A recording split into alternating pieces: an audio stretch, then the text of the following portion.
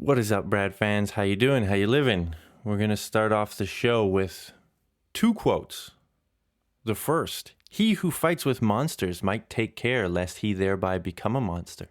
And if you gaze for long into an abyss, the abyss gazes also into you." Probably recognize that one from Friedrich Nietzsche.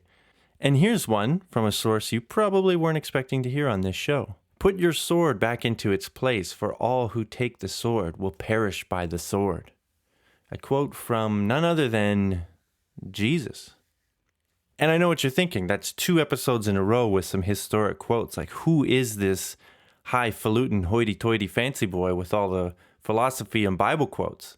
Well, let me just tell you, I've always been that fancy boy. My immaturity just tends to hide it pretty well. But I bring up these quotes because this episode and my conversation with my guest Calvin Smith brought up many contradictions that I've struggled with a lot during the course of this podcast, talking about science communication and delving into a little bit of debunking and pushback at different narratives about science or the science denialism, let's say. Also in my career as a science communicator and a journalist, these are questions that this field struggles with all the time. So Calvin is a podcaster and a self-proclaimed atheist activist. He's the social media manager for the Secular Alliance of Michigan, an atheist activism group. He has a fairly large TikTok following, 24,000, and he writes and performs his own music. So he's a busy guy, and you can check the show notes for links. And he reached out to be on the show, and I was interested in having him on because he has a really fascinating story about his journey out of the rabbit hole. By his own admission, he believed in everything from Bigfoot to flat Earth to lizard people running the government. And you'll hear the story as to how he got out of the rabbit hole, but needless to say, he now no longer believes in these things and takes a very skeptical view of everything. And he even started a podcast, Unquestionable, with Calvin Smith, that will be wrapping up rather soon. But it offered people of all beliefs a chance to come on and try to convince him of said belief, whether it was religious or I talked to aliens. And we also discussed his work as a volunteer and member of the Secular Alliance of Michigan, atheist activist group. And throughout this conversation, as you'll hear, as I said, I'm struck by the amount of conundrums, contradictions that arise when we're talking about belief and debate and debunking. For example, the science communication community will always bemoan the fact that people don't trust the sources that we bring to the table. We'll say, here's the evidence, here's the numbers, here's the data that shows why vaccines are useful, vaccines save lives, vaccines are safe. And yet, when someone comes with some other set of literature, some other set of experts, we dismiss those and say, well, those aren't credible, without ever really dealing with how do we judge credibility of experts? How do we explain that? How do you get that point across? So in a way, we are becoming the monster we're trying to fight. And to be quite clear, I mean, there is garbage sources and there's good sources. That is a fact, right? But how do we communicate this? How do we deal with this? Another one is the idea of open conversations. We think that a good society has open conversations about all topics, no matter how outlandish, no matter how crazy. Yet we struggle with the idea of platforming dangerous ideas and presenting them to millions of people through social media, through huge podcasts, without the proper moderation, without the proper pushback, without the proper context. There's a danger that, yes, these ideas that are fringe, that are demonstrably untrue, get given the same credibility and weight as years and decades and centuries of scientific knowledge and critical, evaluation of data. So what's the answer there? Some say debate these people. Others say ignore them. How can you promote open, honest conversation, but then not be willing to platform somebody with horrendous ideas? I don't know. I don't know what the answer is. And then there's the conundrum with an atheist group. On the one hand, I see the need to push back against the encroachment of religion into state. I also see the value of offering people who are not religious, who have chosen a different way, the same benefits of a community group and the ability to do charity work and improve the lives of those around them and to benefit themselves from that. I see that. I see the need for that, and I see the value in that. But there's also an aspect of doing the same thing and trying to convert people to your side. It inherently almost can't be a neutral thing. If you believe in something, even if that belief is non-belief, you're inclined to spread that belief because you believe that it's better to live or think that way. But then again, will you end up perishing by the sword because you have now taken up the sword? I don't know what the right answers are. And so this was a really interesting conversation for me. And as you'll hear, that I'm confronted with these things in real time, and I don't have a good answer for them. And like I said, these are things that I have thought about. But when you talk about these sorts of things, especially with someone that you tend to agree with in terms of the values of, separation of church and state and, logical thinking, critical thinking and stuff, you start to see the flaws in your own approach. And I think that that's an important thing, that we constantly are taking a look at our own approach, our own reasoning, our own methods of communication. And that is tedious. It feels like you're never actually getting anywhere. And when some of these questions that we're dealing with, are big questions that have impacts on the lives of us, our children, our communities. I'm talking about, vaccines, climate change, these kind of things. These are big questions. It feels like there's no time to waste, that we have to get this right, and that everybody's passionate because those are the stakes. This also reminded me of some of the things that came up in the last episode dealing with interpretation of psychedelics, where we have to sort of trust our fellow humans to come up with the appropriate solutions and answers to some of these questions. We have to trust other people that they can see the point that you're trying to make. And that's difficult. That's scary. The tendency may be to try and shut down bad ideas by just shutting them down rather than confronting them. And in a way, I still struggle with that. I don't know how much we should be platforming, how much we should be debating. I think if you are going to debate some of these things, there has to be very well established formats and rules. And some might say, well, then you're just advantaging your side. I don't think so, but I don't know what the answers are. So I really appreciate Calvin coming on and talking about his journey out of the rabbit hole. For one thing, I think that's, for a lot of people, maybe embarrassing. So I appreciate that he's willing to come on and talk to people about this. And I appreciate his passion in wanting to help other people get out of that, help other people maybe see the other side, that yes, you do need to have critical thought and you do need to, sort of question things. And I understand the need for an atheist group, especially in the context of the US. Like I said, I think there's these inherent contradictions there that seem weird, and I'm not really sure how to deal with that.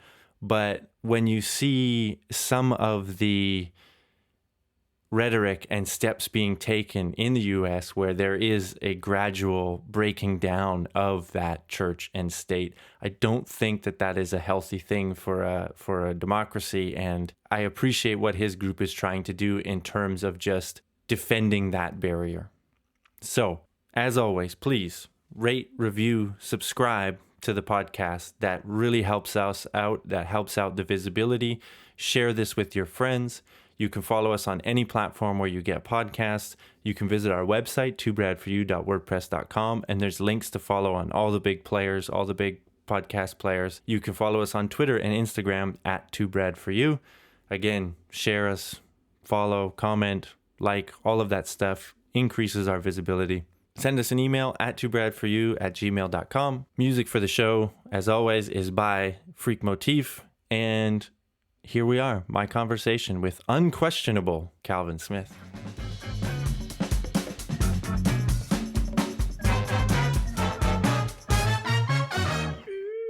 All right, Calvin, thanks for reaching out, first of all, and thanks for coming on the show. It's a pleasure to meet you. How are you doing? Hey, thanks for having me on. I appreciate it. I'm doing really well. I'm glad to have a day off work for once. Nice. And so you're coming from Detroit, Michigan, the city of Detroit, the Motor City, as many of us know it as. I'll try and avoid all the stereotypes from here on out. They're not entirely inaccurate. What's the only... Yeah. Well, it wasn't how I was going to start, but maybe let me just throw this out to you. Detroit's one of these cities that, we've heard a lot about, the rise of Detroit. It was one of the big boom towns, and then it kind of went down. What is it now? I've heard that some stuff is coming back and that there's a bit better vibe going on there. Is that accurate, there's a lot of new infrastructure that's being built in Detroit. So it's really had a comeback, especially since probably about 2010, I would say, is about when they really started to, rebuild the city more and actually take back the overgrown land that's in there, because there was a ton of just abandoned lots that were just totally overgrown with forestry. A lot of those have been, bulldozed over, and they have new infrastructure, whether it's, commercial buildings or residential buildings or parks or activities or something. There's a big abundance of things being built in Detroit. So it's definitely making a comeback, but it still has a way to go. There's still some parts of Detroit that you don't want to be caught there, alone in the middle of the night, or, there's a couple places there that you definitely want to watch your step, or watch what you say, watch what you do, watch what you wear. But for the most part, it's fun. There's a lot of fun activities in Detroit. And I mean, we plan on taking a whole vacation in the next month or so, just hanging out in Detroit, in downtown Detroit. So. Yeah. I mean, it's one of those things I saw, like, you'd see like YouTube videos, or if you follow like certain comedians or whatever, they would talk about like going to Detroit and how like seeing this sort of, comeback, as it were, of the city. And it always kind of sounds like an interesting place. I mean, I don't find myself too often in that part of North America, but it's right over the border with Canada. So like it's not that hard to get to. Big hockey fan. So, I know the Red Wings. Right on. But let's move on to your podcast. So why don't you give us the name and why you started it. Like I said, I've gone through a couple episodes, and I got a few specific questions about some of the more interesting guests that you've had on there. But what was what was your inspiration? Why did you name it what you did? Unquestionable, I believe, right? Unquestionable. Let's hear it. Well, I guess so. I've always had this itch to know truth, right? I started off once upon a time as a really avid conspiracy theorist. I considered myself a conspiracy theorist. I was writing blogs on alien species that, I couldn't even prove existed, or I was, believing in, Bigfoot and Loch Ness Monster and ghosts and gods and Mothman and, you name it. Reptilians running the government and, the whole wazoo. And it really wasn't until I took a step back and was like, okay, what do I believe religiously? And so my family is a lot of Baptists in my family. So they said, pick up a Bible and read it and you'll know the truth. So I pick up the Bible, I read it, and by the end of it, I considered myself an atheist. And so I kind of took a step back and said, okay, if I'm applying this much skepticism to my religious beliefs, why don't I apply that same skepticism to all these conspiracy theories that I'm thinking are true? So I did that. I just took a step back and really looked at a lot of the conspiracy theories, which I still to this day, even 6-7 years later, still digging myself out of some of these conspiracy theories that are really deeply ingrained. And it's a long process, but I mean, it's just looking at unbiased sources. I was looking at information that I wanted to be true. I was looking at confirmation bias rather than looking at things from an unbiased point of view. So it was upon doing that I kind of brought myself out of believing in Bigfoot. I don't see reason to believe in Bigfoot or the Loch Ness Monster, that the earth is flat or that reptilians are running the government. I don't have reason to believe these things. So I started deconstructing my own conspiracy beliefs and, partially religious beliefs as well. And I didn't really have much of an outlet for it. I just wanted to tell people, like, I was like, hey, because I know there was a lot of people that believe the same things that I did or very similar to the same things that I did. And I wanted, if they want to know truth as much as I do, maybe they should hear what I'm hearing and let's hear the feedback from them. And needless to say, I wasn't getting a lot of positive feedback. And I was like, okay, so are these people not listening to me because they're scared to know the truth and that they don't want to know the truth, or that they just legitimately have better evidence to believe it? So then that's when I thought of making a podcast. I was like, okay, so I want to talk to people on the internet, or in person, whatever it may be, about whatever belief it may be, whether you believe in Bigfoot or a god or the earth is flat. I want to talk to these people and essentially convince me. I was looking into this method of Socratic questioning that's called street epistemology. And I started practicing that, standing out in parks and actually talking to strangers walking around in the park about, hey, what do you believe? Do you have 10 minutes to talk about what you believe and why? And I would go through Socratic method of questioning, which is essentially just asking questions. You're not asserting any beliefs. You're not telling people even what you believe. You're just asking them questions. Goodbye. You plant the seeds of doubt. I was doing this method, and so I figured to incorporate it into my podcast and talk to believers in all these conspiracies and gods. And so I've talked to people like Debbie Solaris, who has her own TV show on the Gaia Network. She's an Akashic record reader and believes that she was abducted by aliens and can channel them. I talked to David Weiss, who's the self-proclaimed world's smartest flat earther, or whatever he wants to call himself. And he's a very big name. If you know anything about flat earth, you probably have heard of David Weiss. I've had people like David Fitzgerald, who's a Jesus mythicist. He came on, we talked about why he doesn't believe Jesus ever existed whatsoever. So I've had some pretty interesting characters on, and the whole time I'm not necessarily professing what I believe. I'm just kind of letting them, plead their case. I ask them questions on it, and I kind of let the audience do their own thing. They can take that information as they would like. So I'm kind of the middleman is how I look at it. But it was kind of recently that I started doing an afterthoughts segment, because people actually did want to know what I thought. People didn't like being left on like this cliffhanger, like, what do you think? What's, you're asking all these questions and just, yep. Okay. Through the whole interview. And then we don't, get what you're actually thinking. So I did a final thoughts segment where I actually gave my final thoughts.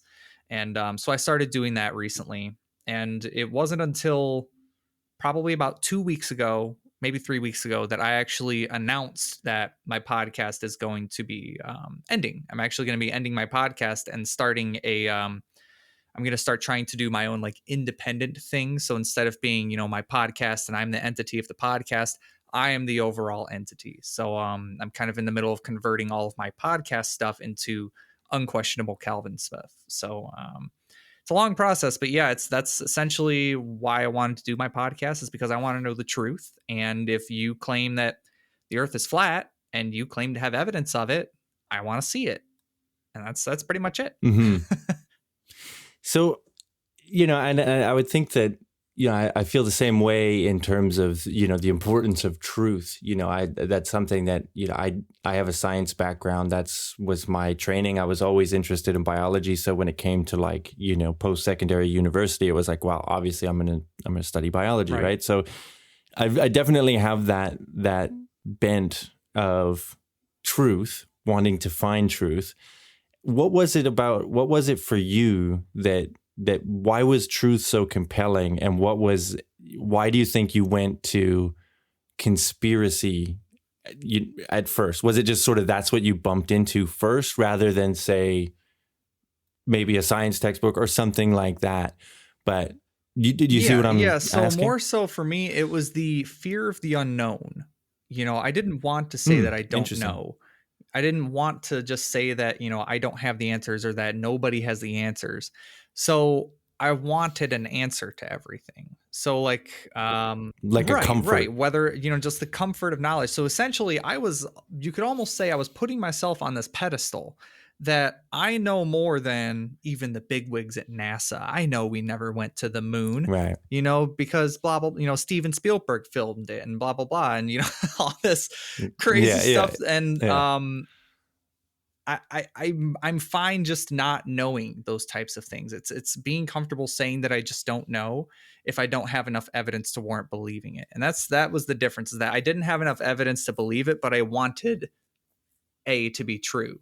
So I just considered A to be true because that's what brought comfort to me. And now I'm just comfortable saying, I don't know how, abiogenesis works. I don't know how that works, period. Instead of having to make up some sort of theory as to how it works and what conclusion it reaches. So it's just comfortable saying you don't know. Yeah. It's so, okay. So that's interesting to me too, because for me, I think, one of the big, interest in science as well is that for every, sort of thing that you can conclude, you get evidence for, it opens up the door to like 10 other questions. Right, exactly. Right. And so I always like to say, like, science, like it's so exciting because you're at the tip of the spear. Right. Right. Like there is that great unknown. And I think that this is actually like the science sort of communication people, that do kind of what I do, science journalism, that kind of stuff, don't lean into that as much. And I feel like that might be a way to sort of, I think Carl Sagan was really good at it, this wonder, this mystery, right? Because it is a big mystery. As much as we're learning, there's still a big mystery. So embracing that mystery, or being just embracing the ability to say, I don't know, is I think important. But the conspiracy theory stuff in particular, if we can hang on that for a moment, there's something, and again, I don't know, I obviously have a different backstory than you, but the comfort of not just being able to explain things, but it feels like there's an extra comfort, and you kind of described it with the pedestal of being like, I know a secret that not everyone else knows. So it's not even just like an explanation, it's like a secret thing, or like the big way, like we're being lied to. Yeah. And that's where I think the sort of nefariousness of it comes in. Exactly. I don't know if you would agree. Yeah, I mean, I would agree. And that's like, that's where they get, you get closed off. You get doxastically closed to any new information. You think that more than NASA does. I mean, how do you convince somebody that doesn't even believe NASA? Like they don't believe a word that they're saying. They say every single thing that comes out of their mouth is false. How do you convince them of that? That's something that I still to this day have trouble with, is that people, you can say, all the evidence for the moon landing. And then you point to NASA and they say, oh, yep, you went to NASA. I'm not listening anymore because it's NASA. They always lie, boom. And they just shut down. It's like, okay, well, all of the evidence is with NASA. So if you just automatically cancel out NASA, how are you ever going to possibly change your mind? You need to be open to the new information, regardless of who is presenting it. I mean, you can always look at it doesn't hurt to look at what information they have and then try to falsify it, but completely closing yourself off to it, that's where you lose me. Yeah. And so I think this is a real problem that we have right now, in terms of like, people always talk about like science denialism and like all these debates that, whether it's politics or whatever, right? And how do we break through this? But it does feel like in a lot of cases, everyone's coming with their own set of experts.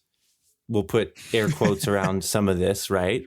But you know what I mean? It's like even for, and this is, you would look at it and like, again, like in academia and stuff, like there's debates that happen.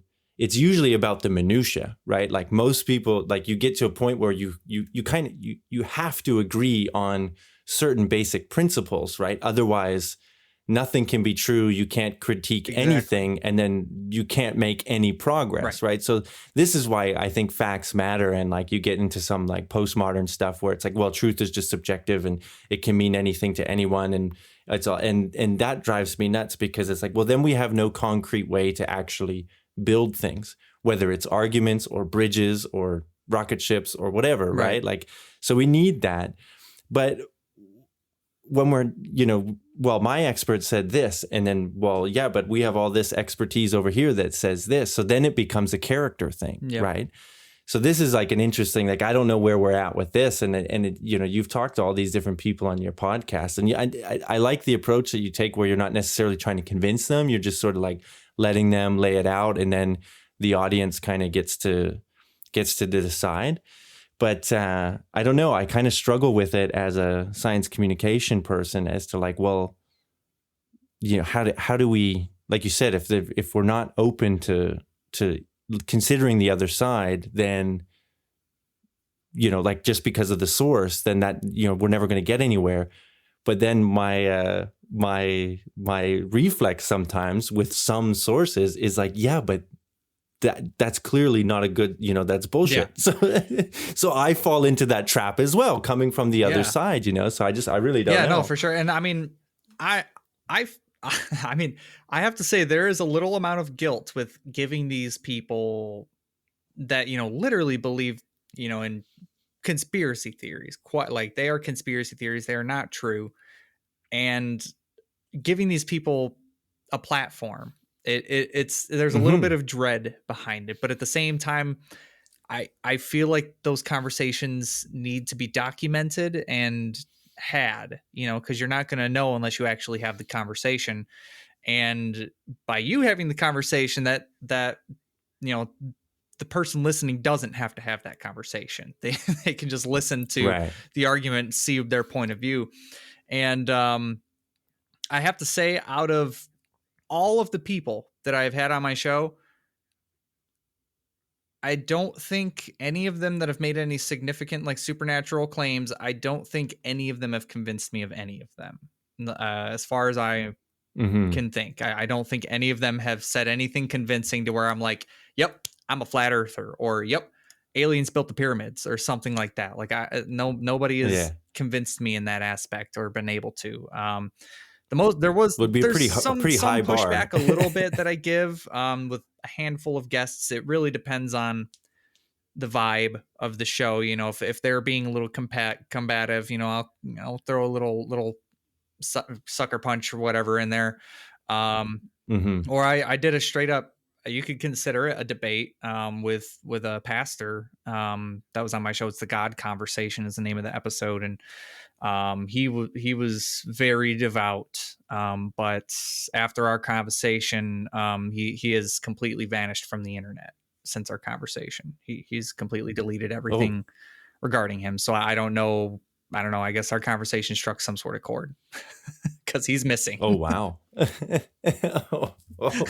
Geez. What did you do? I don't know. Well, I mean,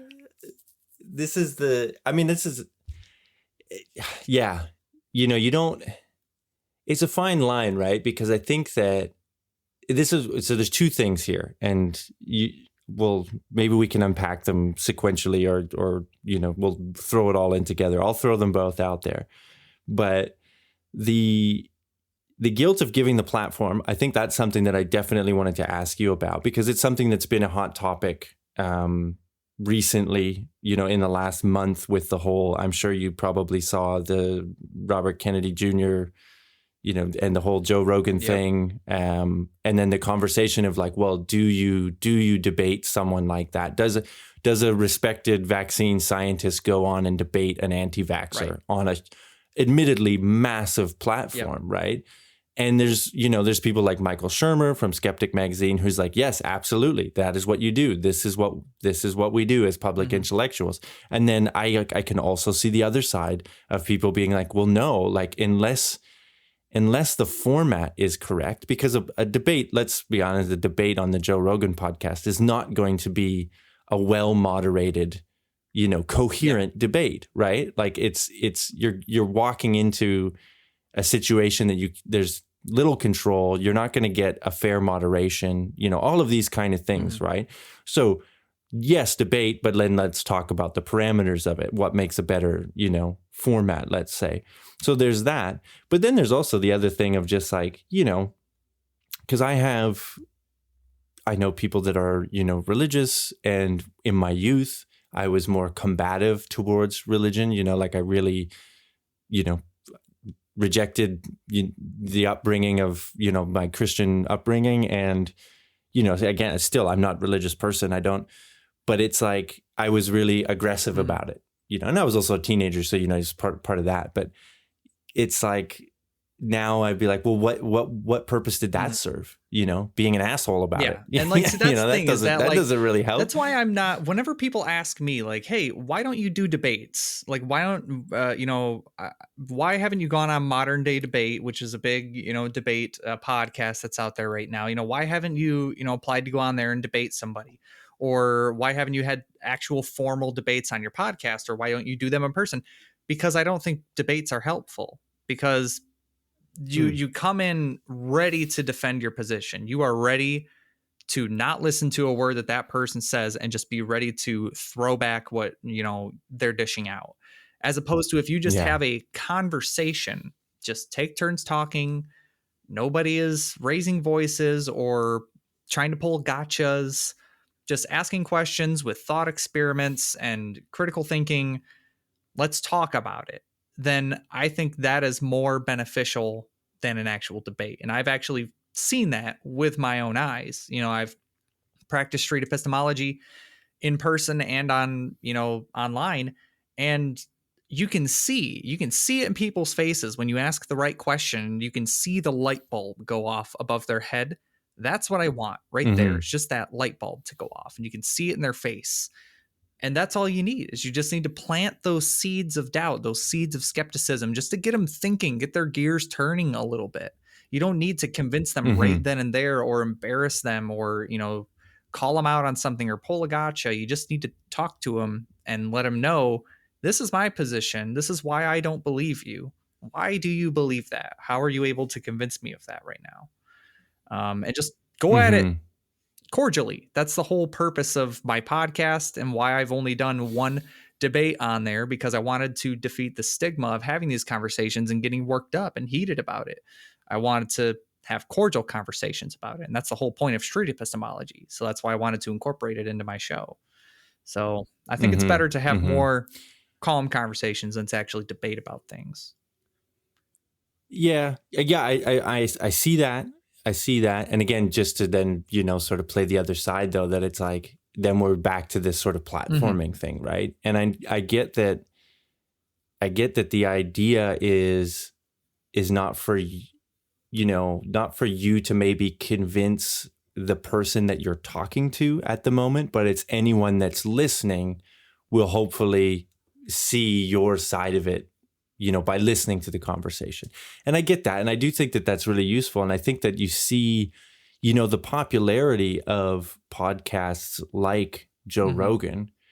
That's what, I used to listen to it. Like, it was the first podcast that I listened to. It was what got me into podcasting. Yeah, exactly. Right. It was this new thing. A friend showed it to me, and it was the long form conversations. I was like, this is super cool. Like, you don't get this anywhere else. Right.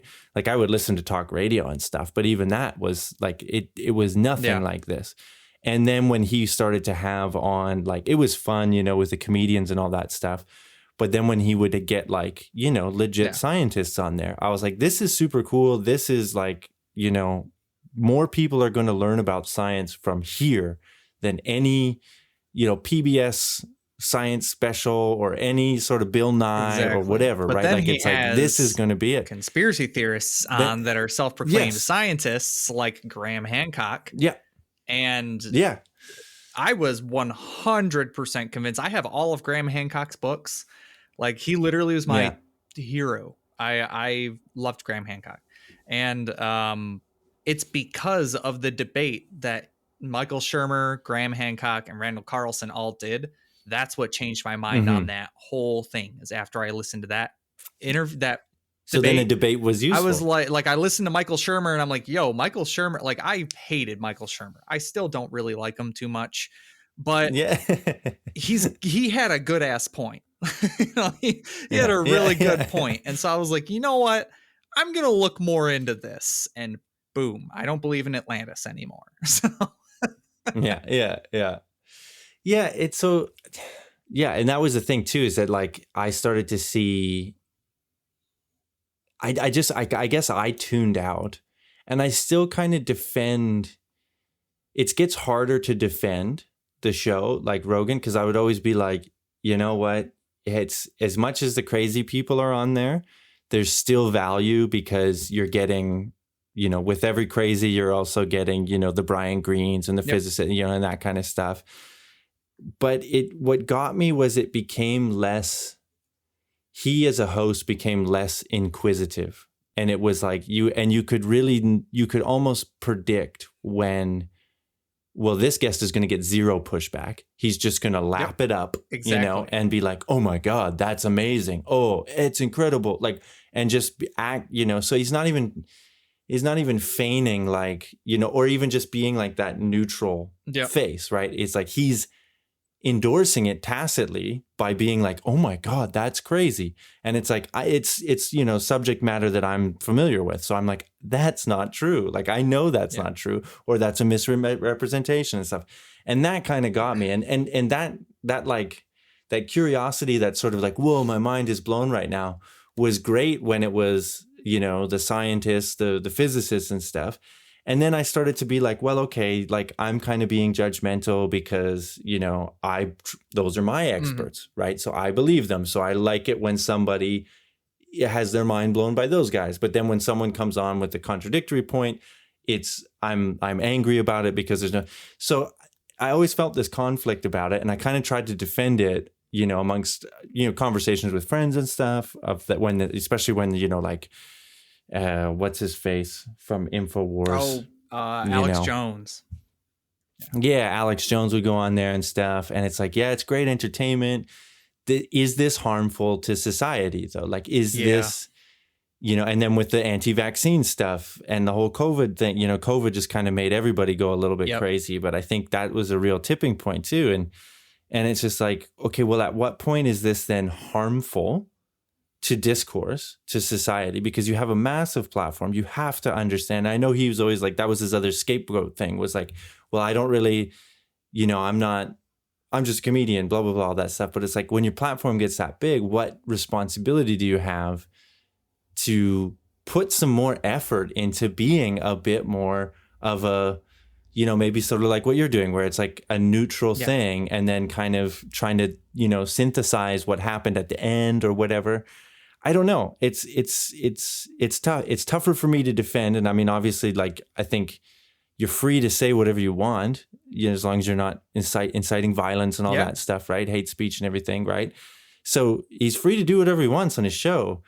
But I guess I'm just saddened by it more than anything, because it's like, well, shit, you know, like, this was a cool thing, but now it's, you know, RFK Jr., you know, just spouting stuff that is like, I don't think it's useful for people. I think it actually can be detrimental to people, and there's zero pushback. And I just saw in the feed today that there was a guy, you know, on there now talking about intelligent design. Oh, and it's like, again, he's like presented as a PhD in this and a PhD in science philosophy and stuff. And then it's like his book is like something about evolution and the case for intelligent design. And it's just like, I've heard, I already know who you're talking about. I don't remember his name. I know exactly who the guy is now, just from you saying that. Oh, that's annoying. So that's like, it's, yeah. And so that's like, I don't know where you go, right? Because it's like, Michael Shermer will be like, well, we have to have these conversations. We have to, and in a way, you're saying the same thing, right? Like, we got to have these conversations. We have to not stigmatize these conversations. And I would never say censorship, but it's just like, I don't know what to do with it, because like, it's tough you could say, well, compete with better ideas or something, but it's like the marketplace is skewed where your voice is not going to be heard above this, Right. This giant megaphone, right? Like, so how do you deal with that? I don't know. Exactly. I agree.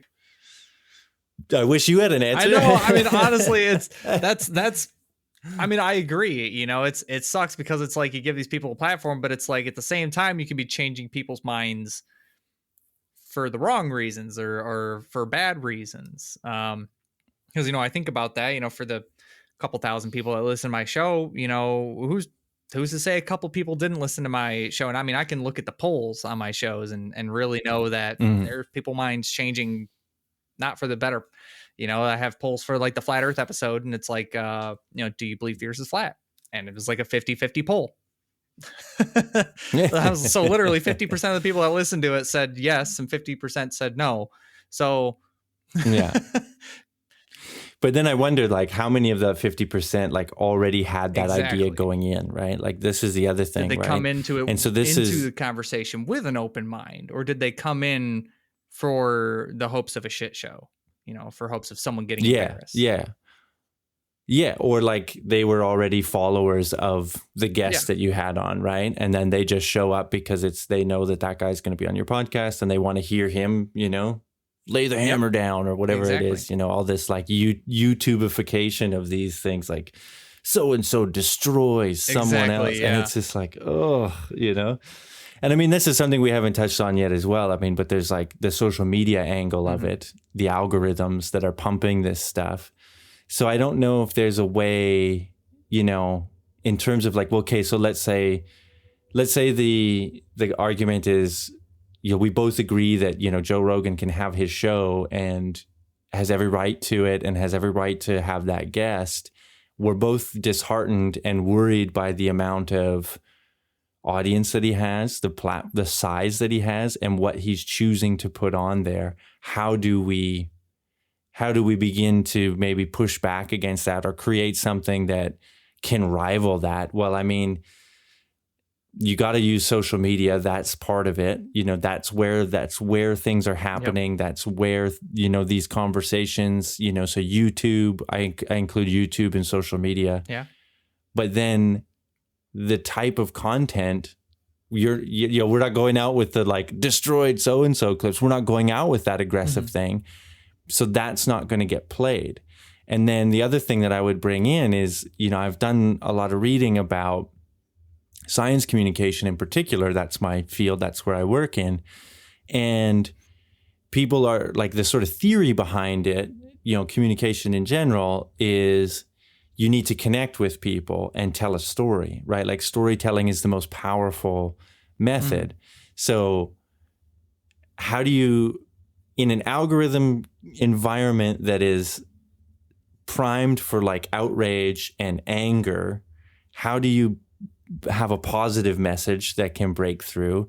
And how do we do that? How do you do that in a way that's still engaging, right? Like, positive stories obviously can be engaging, but like we kind of know that negativity travels farther. So this is sort of the things I think about, and I'm just not sure how you do it. I don't know. Do you use social media? Are you on there? Yeah, I am on all social media platforms. So on my biggest presence is probably on TikTok. I have 23.5 thousand followers on there, so almost 24,000 followers. And I do agree that negativity does spread faster than positive content. But it's unfortunate, but I kind of use that to my advantage. I'm an atheist activist and podcaster, so that's really what my content is atheist content. I'll put up a video for my best video has 1.2 million views, and it's just reading off different things that happen in the Bible. That's literally it. It's Remember That Time in the Bible series, and I just say remember that time in the Bible when two women agreed to eat their children, and then one backed out last minute. Yeah.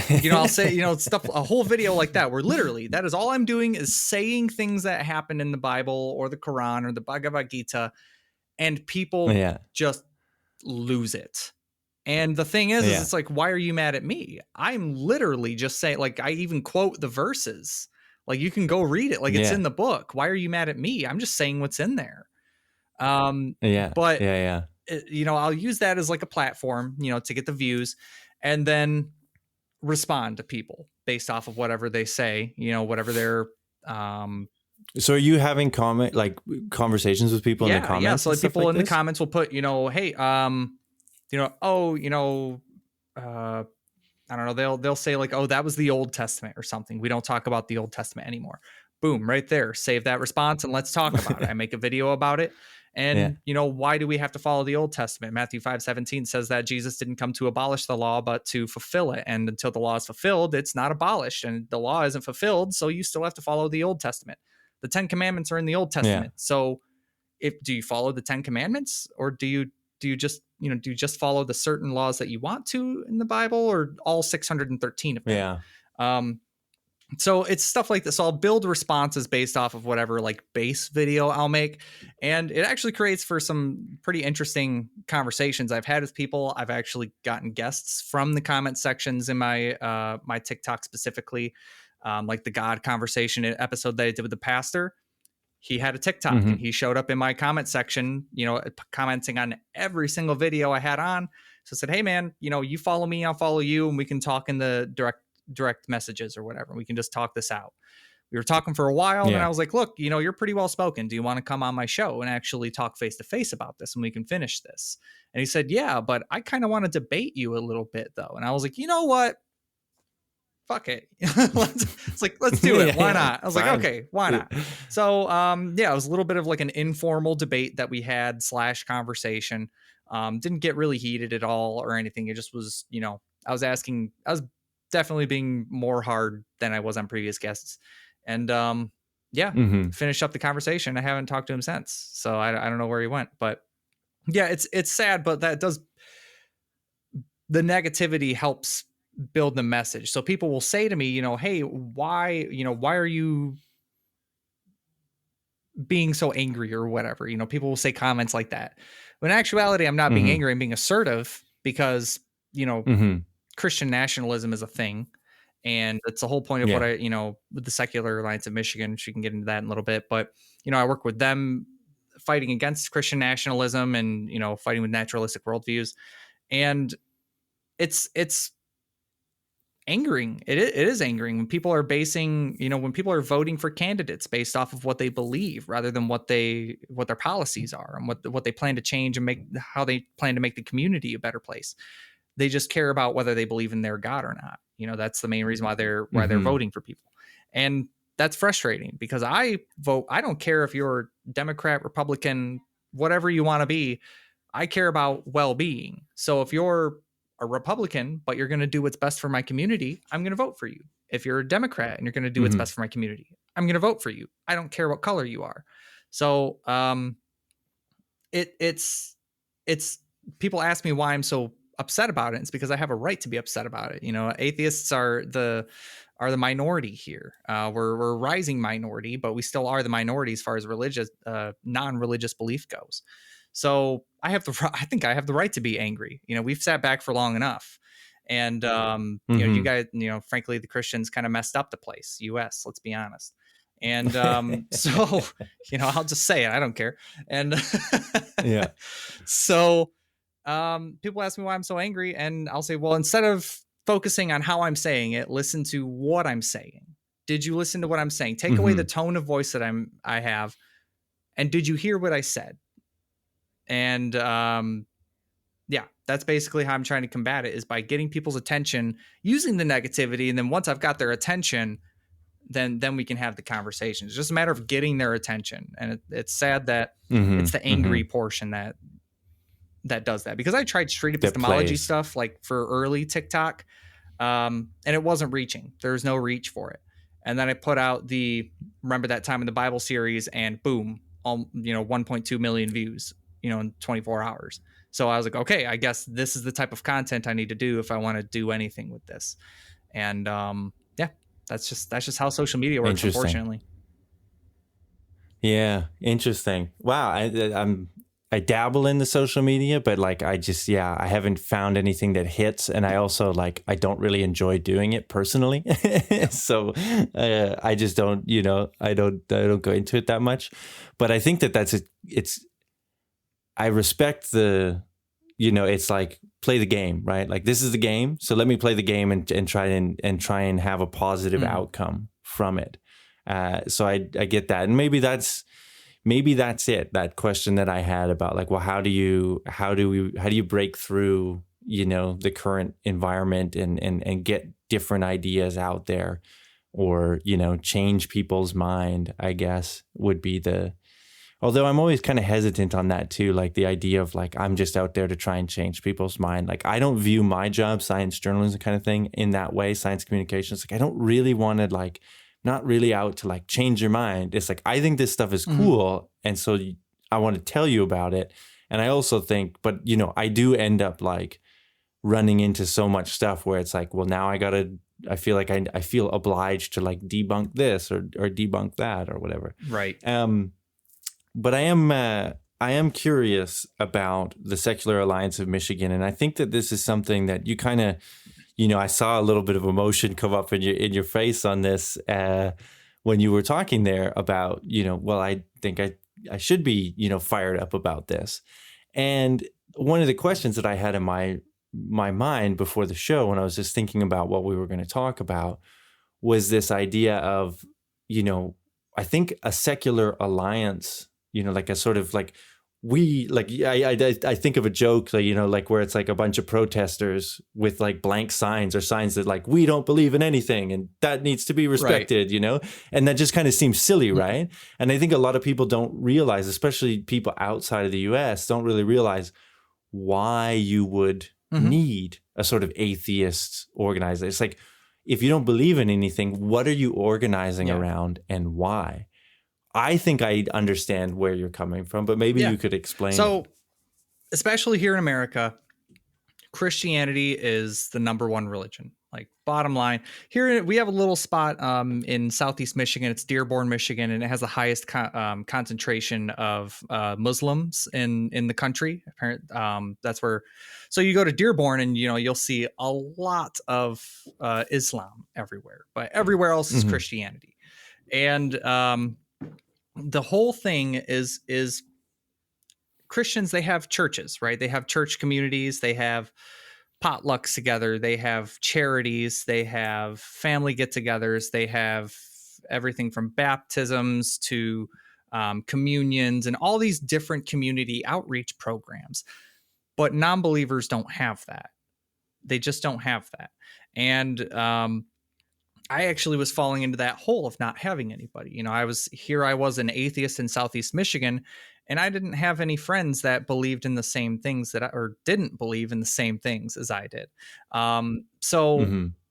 I'm here on the internet looking for just a friend group of people, of like-minded people that aren't focused around Hmm. God did it. Look at the trees.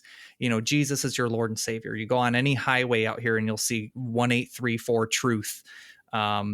Jesus is, arisen, and all this Christian propaganda Yeah, everywhere you look driving out through the there. U.S. is wild for that. Literally, Yeah. both of my neighbors on both sides of me are evangelical Christians, and they can't shut up about God. Like, I'm just going to be this guy on the other side. He drives for the Salvation Army. He's a truck driver for them. So he's Which is a good thing to do. so Yeah.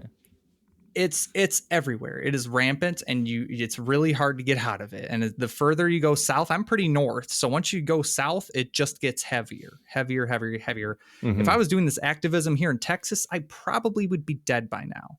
I'm just going to be like, people are literally telling me like, dude, you couldn't do that where I live, because you would literally just be gunned down. It wouldn't happen. And that's the thing, is that atheists don't have a community.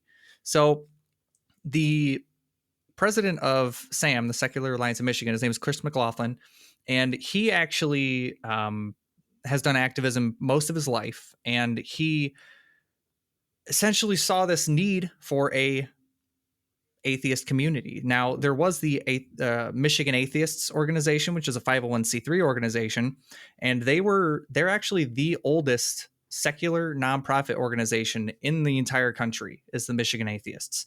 And then American Atheists came after that, and the person who opened Michigan Atheists created American Atheists. So essentially that was going from 1974 all the way up until about 2006.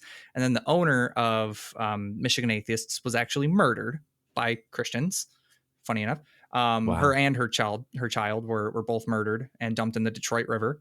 And then it sat basically unkept for 10, 15 years.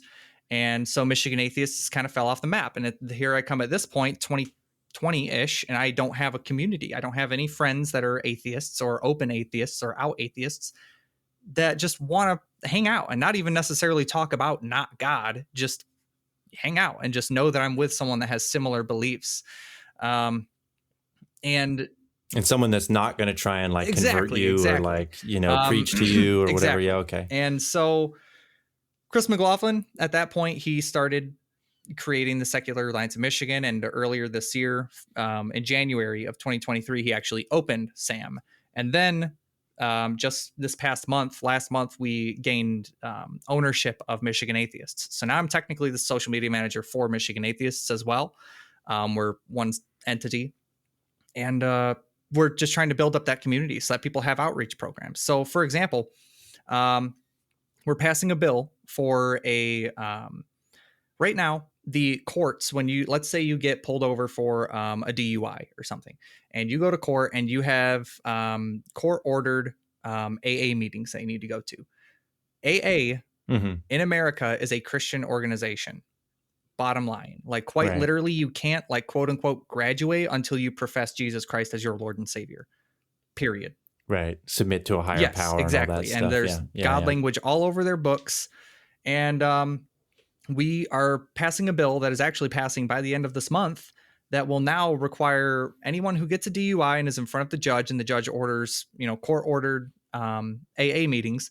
They have to ask that person, are you affiliated with any religious groups? And if they say no, then the judge by law needs to give them resources to find a secular AA group that will not push God on them, but they can still pass. Because right now, AA, only 8% of people that enter AA actually finish the program and quote unquote sober up. 8% of the people that go to AA. That is a very, very small percentage. And there's actually a speaker that has come to one of our some of our events that we have for Sam, and he's actually been through he's a recovering alcoholic. He's been through the Christian AA programs, and he came out of it still an alcoholic because he had to just profess that Jesus was God and he passes type of thing. So he just did that, got out, started drinking more. And then he got court ordered again. He decided, I'm going to do something secular. I don't want all the God language stuff this time. And he found a secular program. He's now 20 years sober. So, it just goes to show. And so now we're passing that bill by the end of this month. And we're creating an app to where, similar how churches hold fundraisers for, let's say, a church member has cancer. They get cancer and they don't have the funds to pay for their surgeries or whatever. The church will get together and, everyone will give $1 or whatever, and they will help fund that surgery. Well, atheists don't have that because we don't have churches. We don't have communities to do that. So we're in the middle of making a community that can do that. We're in the middle of making an app where secular people can go on there and say, hey, I'm atheist. I don't have a church to go to, but I need help. Essentially, it's an atheist GoFundMe type of site, but it's Michigan exclusive. And we're in the middle of opening an app like that. And we're going to be opening a community center sometime next year. We're looking into real estate to open a community center. That's a secular community center where people can come and hang out with like-minded people. And it's about combating and equalizing religion. It's cool if you don't want, or if you want to believe in a God, right? I really don't care if someone wants to believe in God, but you're not going to push it on me. You're not going to put it in government policies. Abortion's a hot topic right now, and the policies being passed that are banning those types of procedures and treatments are based off of Christian policies that are being passed by by, far right Republicans. Yeah. And Not necessarily the best public health advice, but rather an ideological. exactly. Yeah. So, Yeah. and then they all point to the Bible. This is why you can't do it, because the Bible says so. What, Yeah. why? Why should I care what your book says? That's really where I'm coming from. So yeah, it's weird when people say like, oh, why would you, are you going to a non-stamp collecting I'm a Yeah. non-stamp collector type of thing. Like, no, it's about community. These people don't have community. I felt alone until I found this community, and I'm extremely happy that I'm actually making a difference, and we're helping pass laws and healthy skepticism, and we're growing in hundreds and hundreds of members every month. And now I have my own event called Ask an Atheist. I have my sign sitting behind me, and I'm sponsored by the Secular Alliance of Michigan. And I do straight epistemology on behalf of them and pass out pamphlets and cards and stuff, and we have conversations with people right there. So yeah, it's about So making a this is- difference.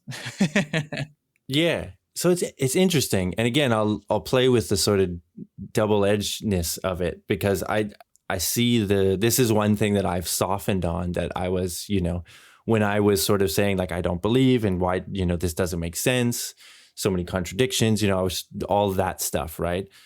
I wasn't considering the community aspect of it. And there is, that's a very big thing for people, community and tradition, like you mentioned, like baptism, communion, like these sort of rites of passage that you go, like it's a very natural thing actually for human beings to have these kind of rituals, traditions, it's comforting for us. It's how we sort of develop social bonds. Like there's actually some, like a lot of evolutionary sort of psychology science around this kind of stuff.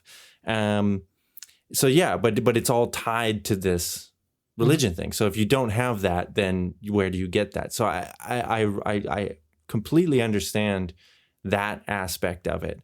And I wonder if maybe it's just like, it's almost the name, because atheist means not, but like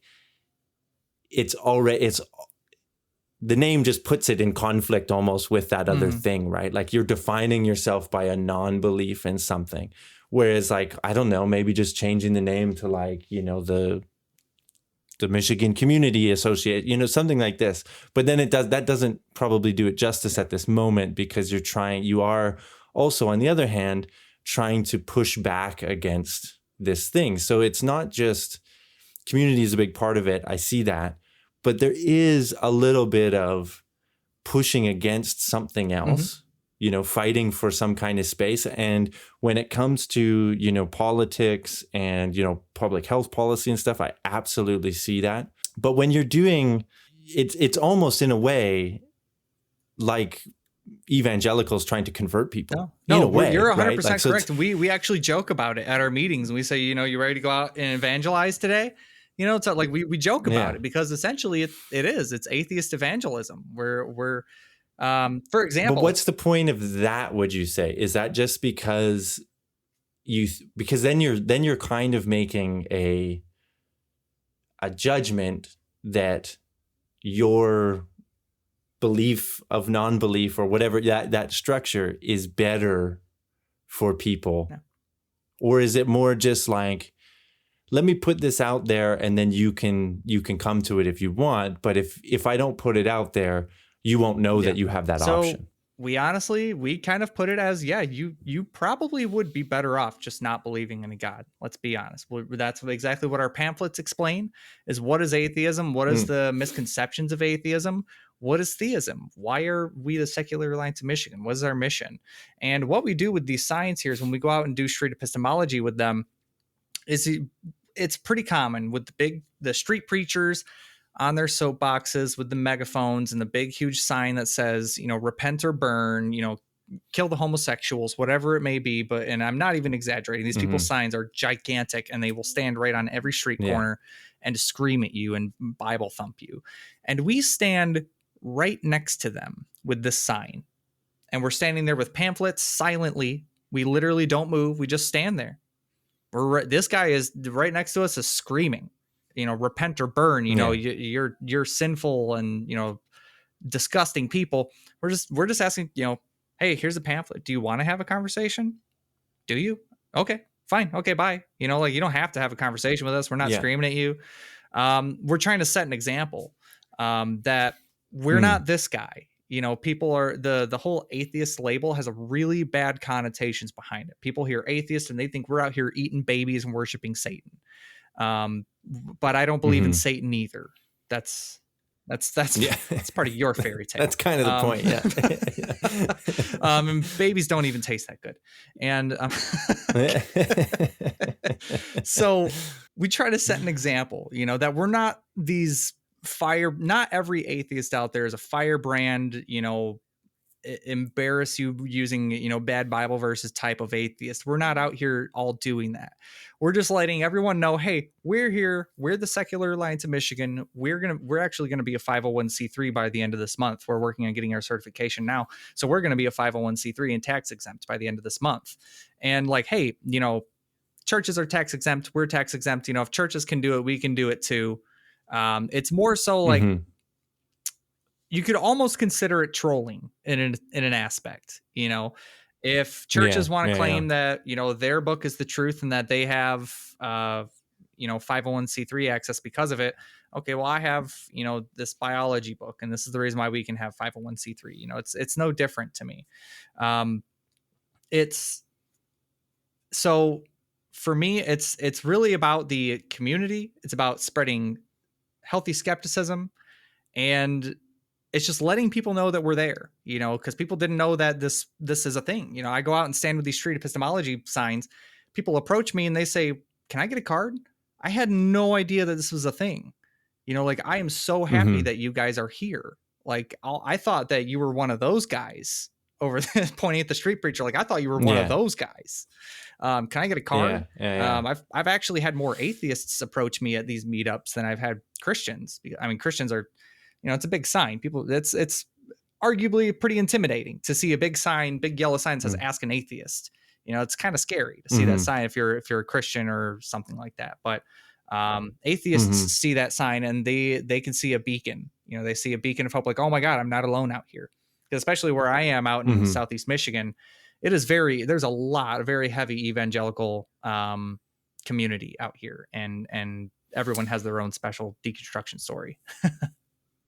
Yeah. So, I mean, again, I find it interesting that there is like this duality kind of thing. It's like you're doing the same thing that they're doing, but in a different way.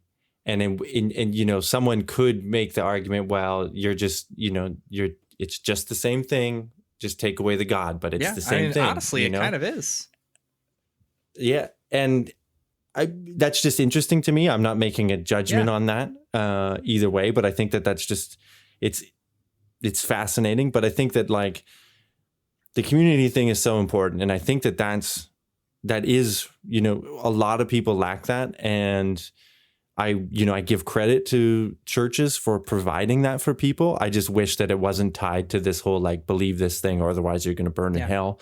You know, like the strings that are attached, like that's the thing that I can't get over with religion. It's like, there's all this stuff. We work with churches. There's been several, you know, like homeless feedings. We've done like charity events where we, you know, make plates for the homeless, and we team up with churches. We do the events in church with, you know, as long as the church is cool to have us, we're open. You know, we want to help the community. We don't care if you believe in a God. If you're willing to host us, we will help you. Like, we'll help pay for it and everything. You just have to be open to us. You know, are you as open as you say you are, or are you just putting on a farce? Yeah. And I think that that's really cool. Like the fact that you're like, that there is a community service angle to it, the community angle and the community service angle. Because if it was just out there just to troll and just to sort of like make people stop believing in God, you know, that then it would be like, well, that's just kind of mean. We have all kinds of events. We have events like Skeptics on the Move, which is just a walking group. Just people get together and literally just walk like 3 or 4 miles, like in whatever given town it is that month or that week. We do it every Sunday. I've never attended because I can never line up my schedule, but it's just like, we just call it Skeptics on the Move. And it's literally just a bunch of people getting together and walking around, just conversing, just doing a little like exercise. Or we have pop culture night where it's like, it's totally not even anything God related. It's like, or atheist related. It's literally just talking about pop culture. We just happen to host it. Or we do our Yeah. DAM meetings, which is Detroit Atheist Meetup, where we just get together and we talk about, hey, this is what has happened in, you know, the Detroit community that is relative to atheism or religion. Like we met up at the DAM meeting a couple months ago. St. Clair Shores is a couple miles north of us, and they now have "In God We Trust" stickers on the back of all of their police vehicles. And so we talked about that. How are we going to combat this? Does anyone have any ideas on what we can do to confront this? I mean, this is a government vehicle and they're putting "In God We Trust" on there. Is that allowed? Should we look at the laws?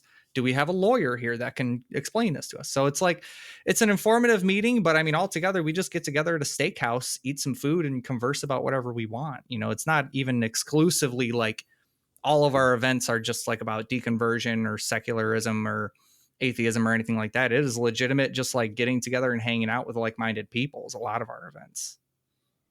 Yeah, I think that's really cool. And it's like, and I wonder, again, I'm thinking of like, you know, my experience growing up in Canada and now living here in Europe, where like Europe is, you know, you see the remnants of the church everywhere, right? Like every village has these churches and there's the giant cathedrals and stuff, but it feels like it's less of a thing, even though, you know, some of the political parties, you know, will be named like the Christian Democrats and stuff like this. It's not really, you know, prevalent in the political discourse and stuff like that. There's kind of maybe a hat tip to it. And especially in Canada too, it's like, I couldn't tell you, except for maybe one politician in my life, what religion they were. Right. You know, like, and see, that's what I want here. Like, I can tell you right now, like, Biden's Catholic. Like, why? Why does he have to be Catholic? Yeah. But and this is what I think people coming from outside the U.S., and this is where I understand the sort of more aggressive, maybe the wrong word, combative sort of activist role that an atheist organization could play in a community in the U.S., because I think a lot of people living outside the U.S. don't realize how, you know, how much religion is influencing and sort of baked into the politics and creeping into the laws and stuff. And I think that, you know, we have this, non-Americans have the idea of the US as the land of the free and freedom of religion and freedom of expression and all this stuff. But it's like, when you look at it, it more and more becomes closer to a theocracy, you know, like it really, like it's kind of, so I understand that you would, yes, there's things that you need to push back, and that maybe, you know, that aspect of the group wouldn't exist in, say, Canada or Belgium or, you know, somewhere else, just because it's not, you know, it's not there. But like the idea of a someone running for any level of government really in America that openly said, I don't believe in God, like they wouldn't stand a chance. Exactly. Right? Yeah. And I mean, to my knowledge, I mean, there has never been an atheist president. I mean, to my knowledge, I don't, because I mean, honestly, I don't think so. They would make it, you know, and they would be asked the question. Exactly. They would be asked the question by the media, by somebody at a town hall or something. Somebody would say, hey, you haven't said anything about God, or what, like, what do you believe, right? And it's like, the thing is, Inauguration Day comes, you know, and what are you told to do? What is the president told to do on Inauguration Day? Put his hand on a Bible, and he's told to swear into the country. That's literally the first thing you do is as president, is you have your hand on a Bible and the other hand up. What happens if you have an atheist president, someone elected as president, and Inauguration Day comes? What kind of outcry is that going to cause if there's an atheist president who doesn't have his hand on a Bible on national television? Or picks a different book. Like, God forbid, there's like a Muslim president or something, which I don't even think that. Wow, I'm sorry, but that just would never happen. But it's not that I'm not opposed to it necessarily, but it's you know, I don't care what God you believe in. If you're gonna do what's best for the community, cool. But at the same time, a Muslim president would kind of worry me a little bit. As someone who's read the Quran, it just comes down to how much are you letting that influence your decisions on for a group of people. Like, you're going to govern a group of people that aren't all the same religion as you. are you there to impose that on them? Or are you there to just govern as someone who has their own beliefs in private? Which I think is more how we view it in Canada. Like, again, like I don't know what the religion of the people are. I mean, obviously Canada is like, you would call it a Christian country, right? Like we're just like the US in terms of immigration, and we have lots of different people from all over. We have visible minority candidates, and so obviously you can kind of like take a guess at what their religion is because they'll wear a turban or a hijab or something, so it's like, okay, but it's not like they don't get questions about it in the media. You don't really see any, there is some, conservative sort of Christian people pushing that kind of policy, but it generally doesn't play very well. It's kind of growing, it's kind of changing. And I think Canada, like a lot of places, kind of follows the US in some of these trends and stuff.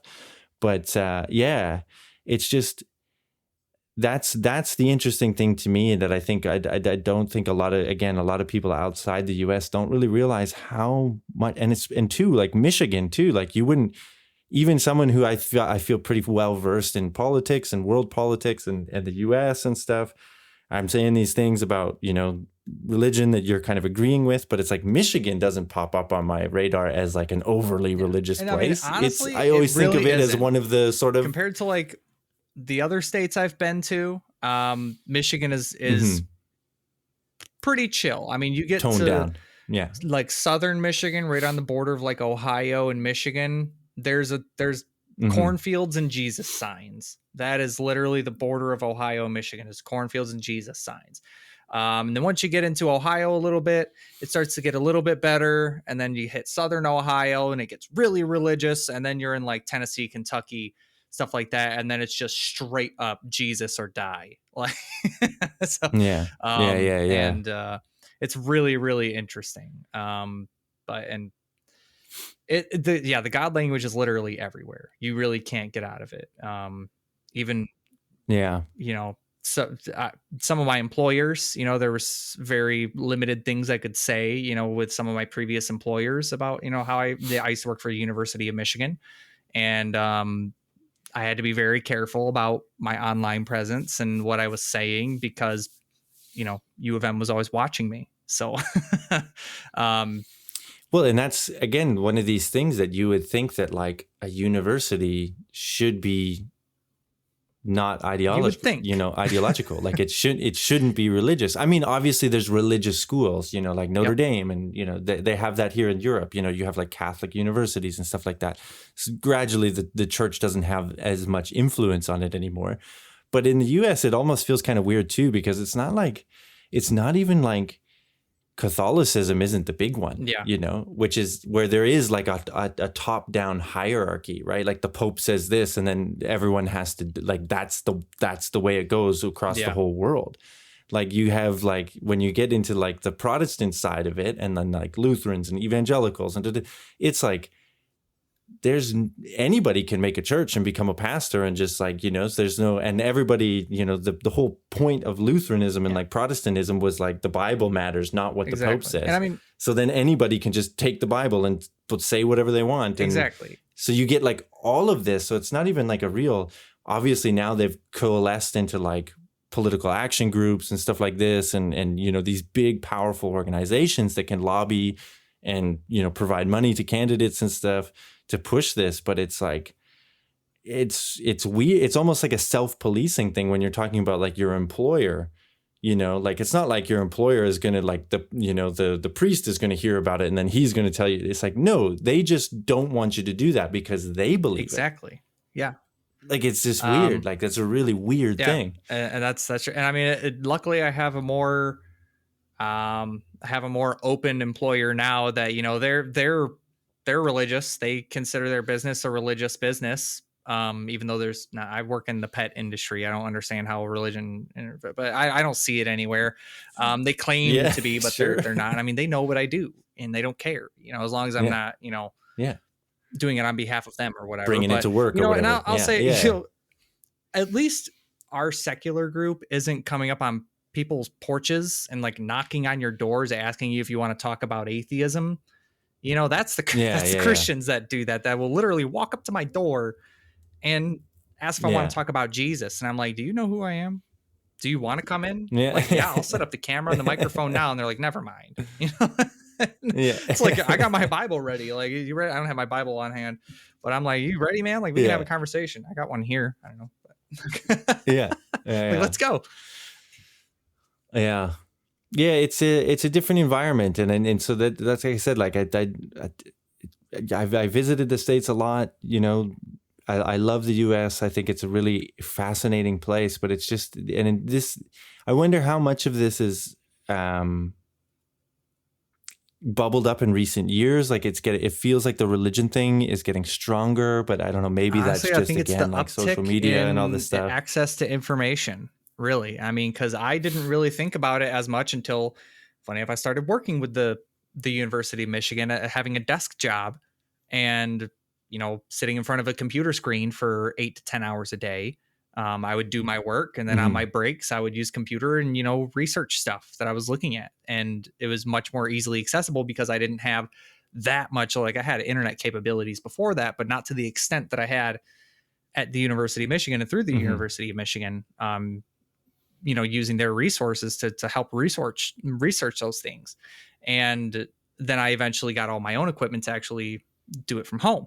So it's because of the access to information why that I was even able to bring myself out of a lot of these things. Cause like 10, 15 years ago, you ask me if I believe that the moon landing happened, I would say no. And I wouldn't be able to debunk myself. I couldn't go to like a computer and type in, did the moon landing happen or something like that. That wouldn't be the information I need there. So I think it's an uptick in information and access to information via the internet. It has a lot to do with why it's such a hot topic now, because people are able to look into what they believe more now, and there's a lot more people talking about it. Yeah, but I mean, in terms of like the sort of, again, the narrative or the things that I would see on my, YouTube, which is obviously skewed to my, information bubble about the US, though, is that it really feels like there's a lot more push for religion and, this religious, the Supreme Court and all of these decisions. And, I just see it all the time. And I wonder what you think, like, is that side of, that really pushing for religion in schools, and then is that becoming more of a thing? And is it a reaction to, super liberal stuff that's been going on for a while, or like the gradual liberalization of things over time? Or what do you see there? What do you short attribute answer, it to? yes, it is that bad. It is very bad. Like, literally, like it is very bad. Everything from, people changing mascots at schools, like changing school mascots because it like is something offensive to the Christian faith, or telling kids that they need to pray before class, or putting in "God We Trust" stickers on the back of police cars, or praying in the middle of City Hall on the National Day of Prayer. You can't do that. You can't be in a government taxpayer building praying to the Christian God. You can't do that. Yeah. You can't. That's not legal. That's literally illegal. But they're just like, F you, we're going to do it anyways. Stop us. And just know, we're standing out there with picket signs, and that's quite literally all we can do, because the police aren't doing anything, because they're Christian too. And so it really is that bad. Like, it is really everywhere. It is pushed on you heavily, but yet the atheists are the groomers, because we're telling you to just think about it a little bit more rather than just like go off of blind faith or indoctrination, but we're the groomers. It doesn't make sense, but yes, it really is that bad, and it is everywhere. And it is pushed on you a lot. We were just driving down the highway and saw a water tower, like a city water tower, that had just a giant sign that said "God bless America," and I'm just like, fuck, why? Because that's the thing, is that people are all like, oh, it says God, it's talking about, all gods, it's including all gods. It's not. That's not what that means. No, it's not. That's The not whole what "in they do. God we Yeah. trust" thing on money. President Eisenhower did that because he converted to Mennonite, so in office, so he put into order that all money is going to have "in God we trust" on it. That means that it is specifically talking about the Christian God, the Mennonite God. Yeah. So every time you look at a Yeah. dollar bill and you give a dollar bill, you're essentially just affirming the Christian faith. And that's just disgusting to me. I don't like that. I don't think that's fair. It'd be one thing if it said, Mhm. "in all gods we trust." Cool. You know what? I'm actually fine with that. If you say "in all gods we trust," Yeah. because you are Yeah. including everybody. I'm fine with that, Yeah. honestly. You can't say In all gods or in no Right. gods. It's like, Yeah. it's funny. So like, Then it just gets I'm gonna get a absurd sticker when that you're says trying to "in do no all God that. I trust" or something for the back of my car or something. Yeah. It's rampant. Yeah. And the fact that just like the government just doesn't care because they're all Christian. It's just reaffirming their own beliefs. And that's why the term Christian nationalism is a very hot term right now, because it is Christian Mhm. nationalism. They are taking over the nation, or at least they want to. Mhm. Yeah, I mean, if you look at, again, you look into some of and it's the politicians is one thing, right? Like that's the face, they get the money. And so they sort of toe the line and enact the policies and stuff when in power. But it's like you look behind it at, the organizations giving money, or, the school board stuff is like a big topic right now. That's starting to become a thing in Canada too, which is really worrying. Some of these more local administration things and things that our political system is a bit different, but we do have like these positions of power within the party at the local level that they're not really the elected representatives, but it's just your local people that run the riding association. So it'd be like the district association or something like that. So they're affiliated with the party and they make decisions that influence the government party. But these positions are being flooded with people that are really, you look at their rhetoric, you look at what they're saying, and it is like, we need to enforce Christian rules in society and in the school and in this. And yeah, that's where it's like, I'm sorry, it's like, that's a bridge too far. Like it's not fair to the people that aren't Christian. And it's not even probably like the best thing for people in general. Like I look over like what's happening in like Iran and Pakistan and everything, with women fighting against wearing hijab and other articles of clothing, and just following the Muslim faith to the way that Sharia law wants you to. You look at that and I can see America turning into that, and that's what I don't want. Mm-hmm. Yeah. Interesting. I mean, interesting, scary, all of those words. So I guess that's, to kind of bring it back to the need for because I think we both kind of went on a bit of it's a topic that maybe gets us both a little heated. But that's where I could see, like I said, when you showed me the Secular Alliance of Michigan, I was like, okay, yeah, that's interesting. I get it. The community angle. I was like, it's interesting, the duality of it's interesting that you're kind of doing the same thing that the religions are doing, just, a little, without the religion thing. But I do think that, I see a need, unfortunately, to have to push back on some stuff. And so, it's like I said, in a world, in a perfect, no, there is no perfect world, but in a different world, you wouldn't need to do that. That wouldn't be the focus of your group. Exactly. I would imagine this group may not even exist. If it was a different world, and that wasn't the case, where Christianity was being pushed on us. Rather, if people were passing laws and policies, based off of rational thinking and critical thinking and reasoning and science, then it would be different. But they're pushing these policies because Bible said so, and that's where I draw the line. Yeah. Yeah. Yeah, it's not necessarily a good argument, especially when it comes to Oh health. yeah, absolutely. But yeah, yeah, I think we could probably go on and on about this, and I think we both like have an agreement on that separation of church and state. Yeah. So we don't need to belabor the point here. It would just be us Right. agreeing with each other more. But this has been an interesting conversation. I think it's good time to sort of wrap it up. I think I don't know that I would join an atheist group at this moment, but I see the value of it, and I guess it's just like I just get community in other ways, It's not for everybody and that kind of thing. But my sister-in-law is atheist, and she jokes and she calls us a cult just for because she thinks it's funny. So she's I'm like, come on, man, let's come join us, come drink the Kool-Aid with us. And she's like, oh, no, I don't. Yeah. Oh, you guys going to your cult meeting tonight? And it's she's atheist too. It's like it's funny, but it's funny. Yeah.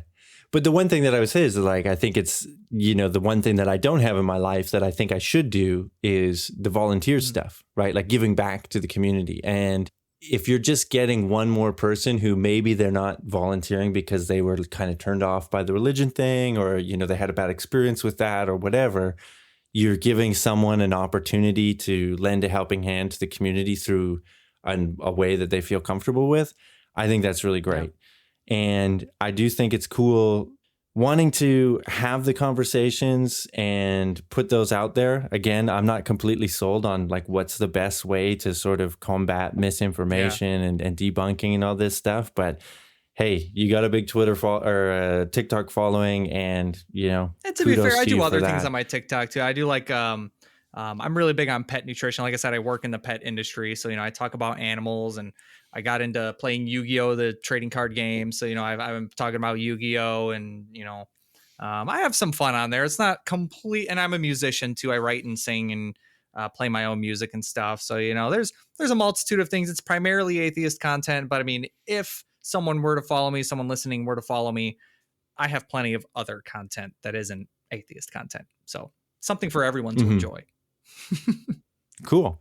Well, like I said, I think you got an interesting story, the deconversion from the conspiracy theorist thing. I think a lot of people probably wouldn't have even if they did come back from that sort of rabbit hole, I think a lot of people don't want to talk about it. Maybe they're a little embarrassed by it and stuff like that. I embrace it now. So I think kudos to you for that as well.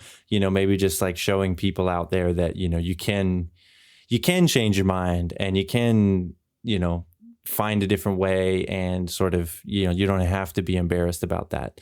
Because I think that's one thing that, like I said, whether it's religion or just, debunking stuff, like I've softened my view on, viewing people on that other side, like whether it's flat earth or whatever, as like dumb or, all of those negative, ignorant, like all of that stuff it's not true. I don't think anymore. Maybe I would have thought that before. I don't think that's true.